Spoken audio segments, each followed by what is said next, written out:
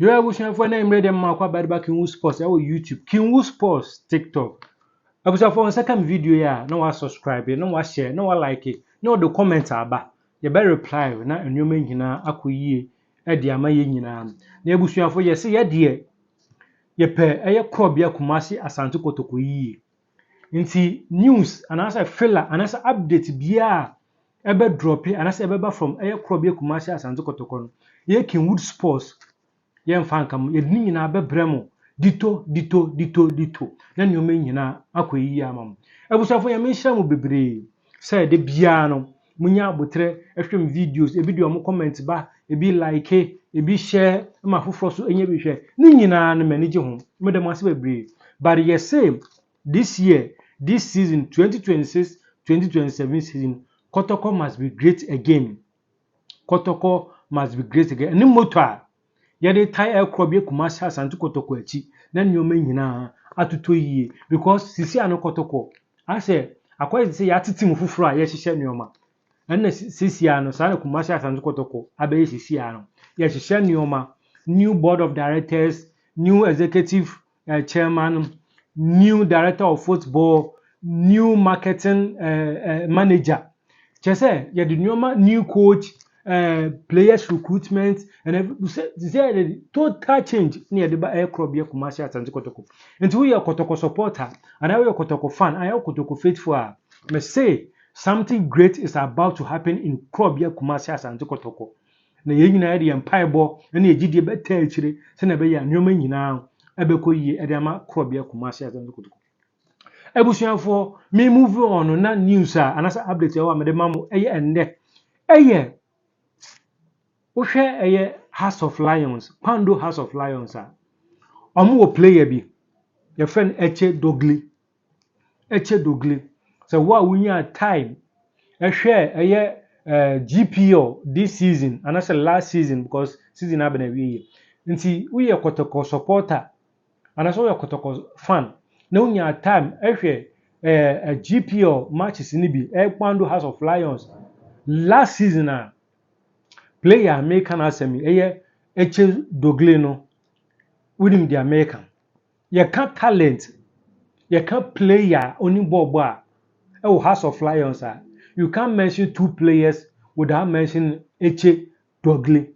Se ba na finfini ho a se yenje ball yen pass yen dan ye ho yen dribble yen ma pass yen ma decisive passes a you can't mention two players of Pando House of Lions abra umbo Etse Dogli edin na ebusuafo Etse Dogli ye bo ni din unum se ye ka kire mu se director of football Mr. Stanley Menzo e ba ye no wanya abotre because onono he believes in young players, he believes in total football, he believes players who are talented, young but talented.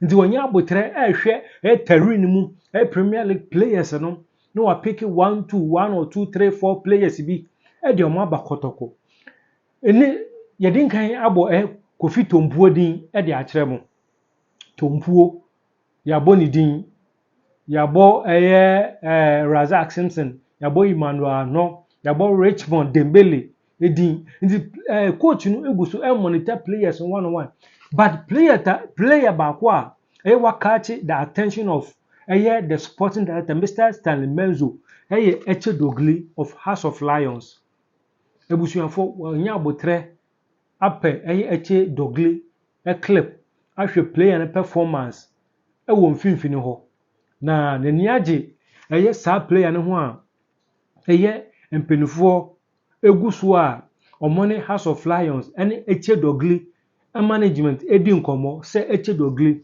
ebetumi ebesi akan de ama Krobia Kumasi Asante Kotoko but ade ba ko a na mwonwa ewo such talented players so ba Kotoko I don't know say ye Kotoko di na ehunu omo say ye bad say ye dien because Kotoko identify a talented players few years ago omba Kotoko na agie egu omba Kotoko enoma emfa emamo omba Kotoko enoma enkoyie mamo enti ye nim say ye Kotoko badge no ana say Kotoko din no na omoba ehunahunu omo a wonti ase but this time with new board of directors, with new coach, with new executive chairman, ye bomb pa say eye recruitment yi ebekọ so yie e de ama ekro bi Kumasi Asante Kotoko. Any talented players Kotoko identify mu nyina no. Mbetumi abobo ho modern e de ama ekro bi Kumasi Asante Kotoko. If ye bomb pa say Kotoko nsa betumi aka Etse Dogli na obegina mfimfini no watwa wadre ade ama ekro bia Kumasi Asante Kotoko. San komodidie no ekoso a ye bomb pa say enoma beduto yie na bibia akoso yie ade ama yem.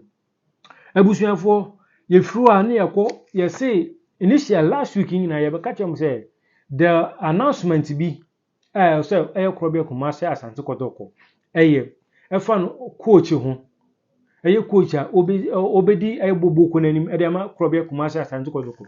Ye di nkan aka ho asem a kire dada.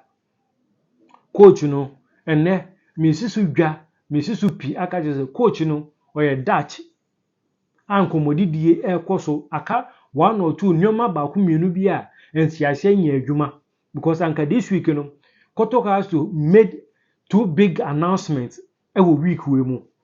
Ba ku ye coach a Oba Ekrobia Kumasi Asante Kotoko. And the other one is say, we be catch him say Kotoko Epe, commercial manager. Commercial manager, obedi bobo kunen an event, commercial, everything marketing about Ekrobia Kumasi Asante Kotoko. And also bebe take that position now what to tell my Ediama Kotoko. Now we should catch him say about 5 to 7 applicants and apply interview no. Eguso Elkoso. About 5 to 7 applicants now apply for the position of commercial manager or Krobia Kumasi Asante Kotoko. Interview no ekwoso abusafo enne metumi aka kire say interview no nyina no abena wi akotoko atumi select who to become the commercial manager of Krobia Kumasi Asante Kotoko. Nti anka week we mu dey o 2 big announcement I say eye o Krobia Kumasi Asante Kotoko aso but enyomo 1 or 2 bi abesenka mu a eye announcement and say sa nyoma no atumi atwentwen so but we are assuring you say in a few days to come no the announcement will come from Krobia Kumasi Asante Kotoko about this 2 big announcements. The coach and the commercial manager of Krobia Kumasi Asante Kotoko. Jabusuafo when in some kakra every Krobia Kumasi Asante Kotoko aso Edebremu ene imbre. Nti Etse Dogli the bomb pie say or you young talented. We say me catch them say this sporting director and coach here obey. They believe in total football. Nti no me kire say next season no eye Kotoko. Ube say Kotoko ubo Kumasi Asante Kotoko dia uzo Kotoko de ye bo total football. Ye bo no say na Kotoko bo Kotoko bo say eno ena sisi ye hwe se enwoma ebetuto din na se enwoma be yie e de ama Krobia Kumasi Asante Kotoko. Nti abusuafo yeguso ye ni di akire de ekọ de ba nyina no ye mfa nkama mu ne ye bompa ye se asemba kwa won se on the 18th of July no Kotoko resume preseason. Nti between 18th and 19th no medicals ne new marketing bi on the 20th of July no the players and the management and the team will hit on the field no master the preseason for next season 2026-2027 season. When a quick update is nti on the 18th of July players no omo betena Kotoko and omo beri nyina no will resume preseason. Medicals because on the 18th and the 19th and on the 20th no omo hete field na gym na nyoma nyina akoyi e de ama Krobia Kumasi Asante Kotoko. There busuafo when updates kakra ho amede mamu na nsem ya meka nyina Richard Suarez Pepe me boss e wo nsem nkyeremu bebra o de mamu me enkote Richard Suarez Pepe na be san bisisi phobia. Now me catch us the board chairman of Hatsefuk Togbe Afede decided say 16th oba fande Reneheding Esikano. Details in Japan and a good phone is we details, ɛna gu phone yi so ha yi. The original fella man. Abusua panyin sabi example. Pepe Suarez. Me pacho weekend yi ɛna Togbe afede ɛne Hearts folk MD. Ben Emuna edi nkɔmɔ. But abusua ma me mo Emuna na ba so. Oye proactive. Hearts folk MD. Yeah. He is aware how much money he has ever accrued from Omo player Benjamin Asare at the World Cup. Yes. It was not the proposal command the board chairman of the club. Say ya ka say Hearts folk nan ka say nisi kada ho. Ti sa kana ese ye ko mu no. Si ya ka say Hearts na na pra no pesika kotua. Enti de ntua ye no. The proposal ne say board chairman no advance sika emfa mo. No more for sika and clear the reneging debt. Say nyame adom na fine for FIFA e de sika no ba. Board chairman emergency here and koto baby of first can buy. I think this MD I am more proactive of Japan. And to be so what to say to go for the atua sika no dada. Me and Mbeka to say this week Yanis can be ko. And Monday anko. And then Tuesday anko. But the board chairman has agreed in principle say reneging sika no. So it's can the only letter na minimum amount no pa. I'm saying $146,800. Almost 150. The man has decided is Royal Highness Togbe Afede. And decided say or throw a check. Adiama reneging and then the lawyers no form account to rent transfers can for more. Nemom se Benjamin Asare si kan ba. Hearts folk MD no. Hearts folk finance for no be kukuru the same amount board chairman at the Bamia clear debt no. No man na de ama no. Enti Japan me catch us Hearts folk be intensify omo transfers no. Nyame adoma wiki. Yeah. And me catch us the omo ya ne cheso omo nice bibi so. Enti the house nice so ne say board chairman as a skakasi of Japan yana o transfer yi kakra omo ye business no. Enti sikana samne de omo decide awie. Se be reflect you in heading account room. Na ne lawyer na tro de akoma FIFA say madama nipa na settle ye. Enwo documents ni ntimunyi ba ne free omo so no. Eno ne yehwe ni mu say na wotwea akosi na wie ye de. Official communication na beba. Say has settle in heading. Esika na e de free o. Abisha point some example. Richard Pepe Suarez the fella man. Eno anka house fo bi be bo me say ai e fellas no zi o ya na the house de ke to bi abetato na mo ye kokofo nti na mo ni ye ho time. Amu va nche ye. Abisha panyi. Pepe Suarez. Has a hijack Nations FC. Omo deal and common coach Abubakar Watara S and has a hijack deal no. Hey. No question Abubakar Watara no or you disappointed Dr. Chepa. Wow. Other nations officially Omo party with from Poman's assistant in now. And proud to Omo by Sadian. Now Omo finding agreement in principle with Watara Abubakar. But Hearts of Folk board chairman training for Abubakar Watara no. There's a special relationship between coach Watara and the board chairman. Okay. Ama baby na nations in common and 90% do no. And they bet back as the nations then I drop it e ko be 15%. Has you know akwa ko gina 85%. Wow. Has akwa ko gina has ni Watara sempa abaya adwuma no. Akwa ko gina 85 to 90%. Nations, you know, gradually it is dwindling. And in fact, it is almost off. It is phobia. A coach in Assam of Japan. Emu Assam Bakwa. Metimi area tuja at the amount. I was a person example. Richard Pepe Suarez the fella man. My intercepted has a folk letter. Krata phobia actual. Now one at the Aquacoma team. Your friend Swodro All Blacks. Swodro All Blacks. Has a folk for actual krata. Abzaban. Yes, sir. Has a krata na omchro. A 2 players and a phobia a play at the free Swodro All Blacks. First player no a left back. Abdul Aziz Abdulaziz na aberanteɛ no pɛpɛnyi oni ɔyɛ left back ɛde ma suaduro all blacks phobiafoɔ knowing very well sɛ this week ɔmo yi transfer ban no ɔmo atwerɛ officially ɛde akɔma all blacks ɔmo pa aberanteɛ de din ɛde Abdulaziz all blacks ɔna ha se krata na emienu ɛne yɛn nsa aka wɔ ha phobia twerɛ krata de akɔma suaduro all blacks sɛ striker Rudolph Nana Mensa Junior wɔn ɛpɛ Rudolph Nana Mensa Junior nti ɛno nso wɔ krata de panyin Accra House of Folk makai me nua panyin kwakwadu sɛ ka ne wu ɔsɛ Accra House of Folk wɔn krata akɔ akɔduru eti Rudolph Nana Mensa Junior ɛyɛ striker Abdul Aziz ɛyɛ left back saa players yi mienu abusua panyin sɛbɛ champion mɛtuma ka kyɛw sɛ okɔ ekopiem ɛwɔ asoɛ a yɛfrɛ sɛ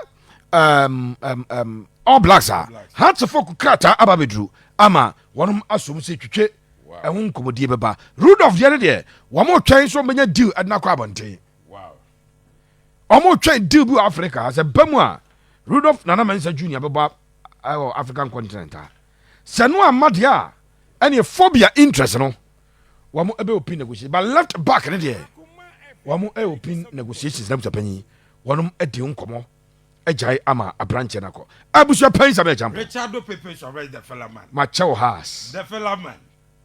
Asante Kotoko Original. Asante Kotoko Original fella man.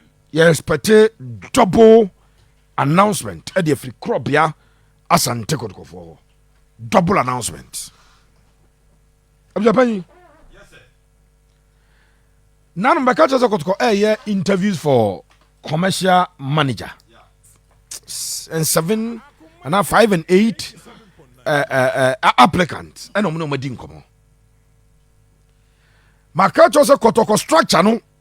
This time around no. The business side of Kotoko will be handled by the director of football. Yeah. So Kotoko for no announcement. Announce omu commercial manager this week.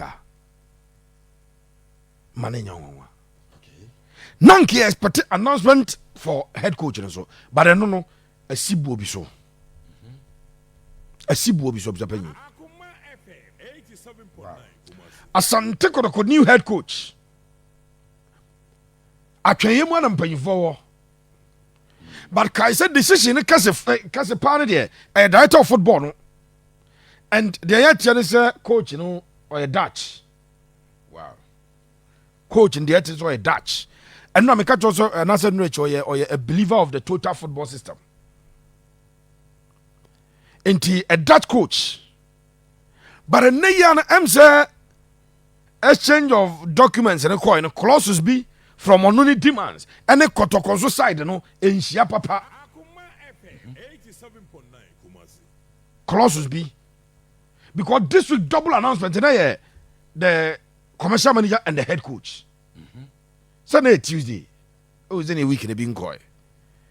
To commit my double announcement.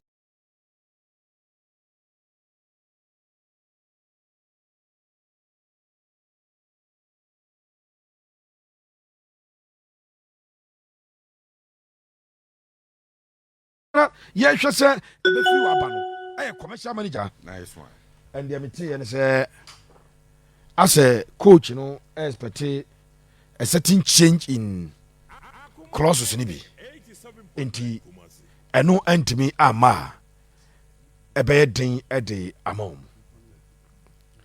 Now, Mammy Etse Dogli or page so that fancy. Some of the doors, ye be at doors. For Dogli, Etse Dogli Etse is a kind at the ma. Club at the Pando out of Lions of Japan. Now, got to miss 7th field with the Anobesio. Wow. Etse Dogli number 6. Kofi Tumpo number 8. So got to miss said the Hagano Beja. Because Dogli no there. They are here work up. I like shows Mama Hayo. Oh, Elijah Owusu ne kwasisi bo ndiam se penyo musu bebrebe okro mu me see on timi nya doma aduana stars player e mofun say ya 10 matches on be na free bag na so anye say apologies to them but almost sans enye o players on ba that level here busa penyi hwe Etse Dogli on ene Kofi Tompo na Ibejau kai sama ka chese Kotoko coach no or a believer of total football system to no number 6 no cry say we skillful etu kai enka ne baso na number 6 te say Sergio Busquets e won nyamfa wodin na bosses no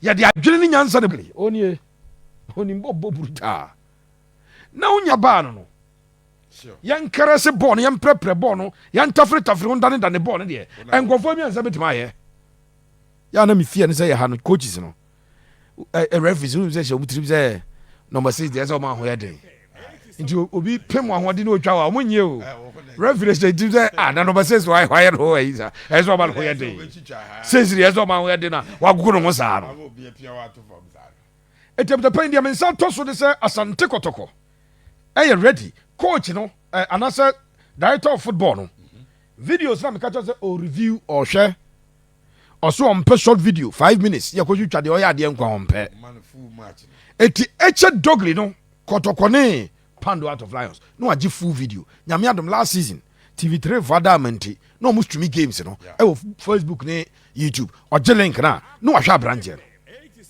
no akopɛ the next game Heart of Lions Hearts of Folk Heart of Lions Aduana Stars Heart of Lions bechem heart no ahwa owia full 90 minutes not their assessment no are coming to a conclusion say akwane yade we hia no so Dogli Etse on the wish list of Asante Kotoko and there ka say Krobia intensify omo transfers no so maka cho say Kotoko team be omo be reassemble on the 18th Saturday 19th Sunday 18th no mobile on be medicals in your 20th July they will take to the pitch 20th July they will take to the pitch it's way kakra Jesus mi chaso ya unya time I be san to aso ti we dey ma me nko bra busa